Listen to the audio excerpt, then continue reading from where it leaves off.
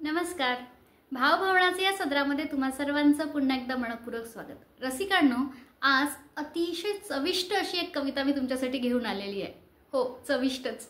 कारण सागर संगीत पानाचं म्हणजे ताटाचं वर्णन करणारी अशी ही कविता आहे. काय वाढले पानावरती, कवी ग. दी. माडगुळकर. नक्कीच कविता तुम्हाला आवडेल. कवितेचा आस्वाद घ्या. कशी वाटली कविता ते नक्की सांगा. आवडली तर लाईक करा, शेअर करा आणि माझ्या चॅनलला सबस्क्राईब करा की जेणेकरून येणाऱ्या कविता तुमच्यापर्यंत लगेच पोहोचतील. कविता सादर करते. काय वाढले पानावरती ऐकून घ्यावा थाट संप्रती. काय वाढले पानावरती ऐकून घ्यावा थाट संप्रती. धवल लवण हे पुढे वाढले. धवल लवण हे पुढे वाढले. मेत कुटमक पिवळे सजले. आले लोणचे बहुमुरलेले आणि लिंबू रसरसलेले. किसुनी आवळे मधुर केले. कृष्णा काठचे वांगे आणले. खमंग त्याचे भरीत केले. निरनिराळे चटके नटले. चटण्यांचे बहु नवे मासले.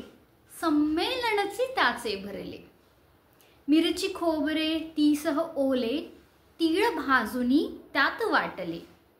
कवठ गुळाचे मिलन झाले. पंचामृत त्या जवळी आले. वास तयाचे हवेत भरले. अंतरी अण्णा अधीर झाले. भिजल्या डाळी नंतर आल्या.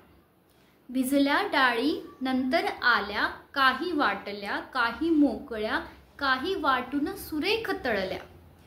कोशिंबिरीच्या ओळी जमल्या.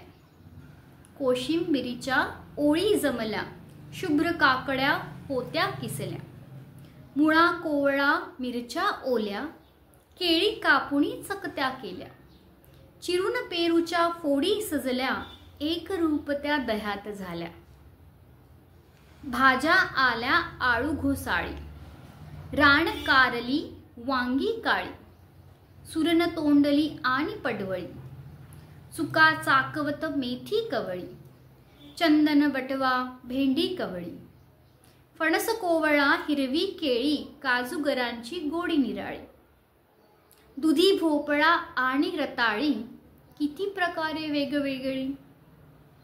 फेण्या पापड्या आणि सांडगे. कुणी आणुनी वाढी वेगी. गव्हल्या नकुल्या धवल मालत्या. गव्हल्या नकुल्या धवल मालत्या. खिरीतयांच्या शोभत होत्या. शेवयाच्या खिरी वाटल्या. आमट्यांनी मग वाट्या भरल्या. सार गोडसे रातंब्याचे. भरले प्याले मधुर कढीचे.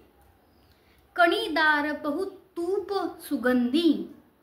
भात वाढण्या अवघा अवधी. भात वाढण्या अवघा अवधी. नमस्कार.